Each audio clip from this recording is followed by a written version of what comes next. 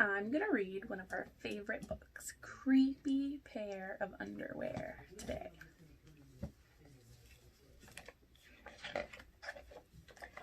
Creepy Pair of Underwear.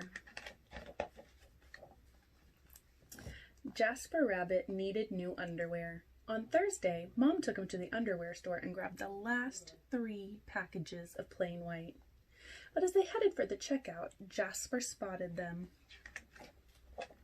Creepy underwear. So creepy, so comfy.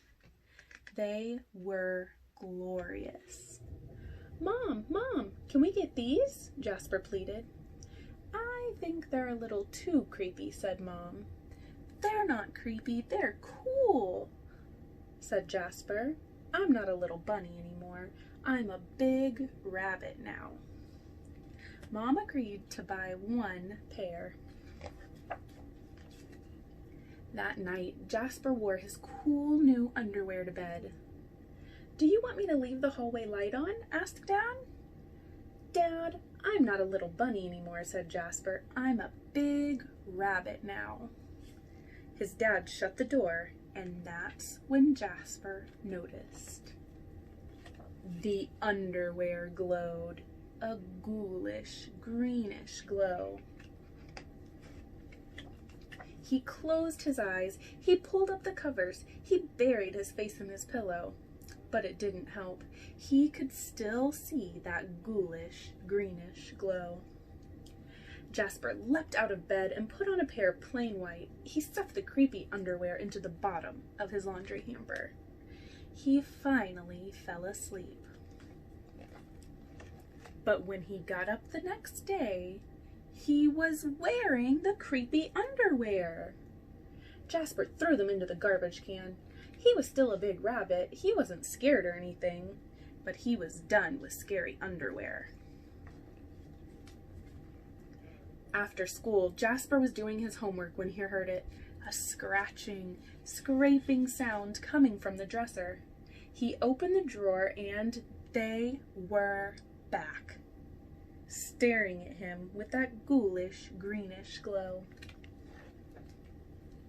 He snatched the creepy underwear out of the drawer. He grabbed a big envelope and some stamps. To China. Bye-bye, scary underwear, he said, dropping the package into the mailbox. When he opened the front door the next morning, there they were. And were those chopsticks? His creepy pair of underwear had somehow returned from China, and it had brought back souvenirs. Jasper grabbed his mom's good sewing scissors. She didn't like him using them, but this was an underwear emergency. This time, the creepy underwear were gone for good.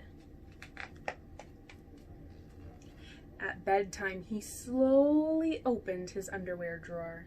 Nothing, just plain white undies. He searched under his bed. He shook out his lampshades. Whew! There was no sign of creepy underwear. He went into the bathroom to comb his ears. They were back. What's the matter with you? His mom asked. You're so jittery lately. Nothing, he yelped. A grown rabbit couldn't be terrified of his underpants. He seized the underwear. He snagged a shovel from the garage and he rode. He didn't stop pedaling until he reached Creekhanger Hill. Jasper began to dig. He dug until his hole was dark and deep and 100% underwear proof. He dropped the underwear in. They gleamed from the bottom, that ghoulish, greenish glow. But not for long. When he got home, Jasper crept up to his dresser. They couldn't be in there. There was no way, right? He reached for the handle. He peeked in.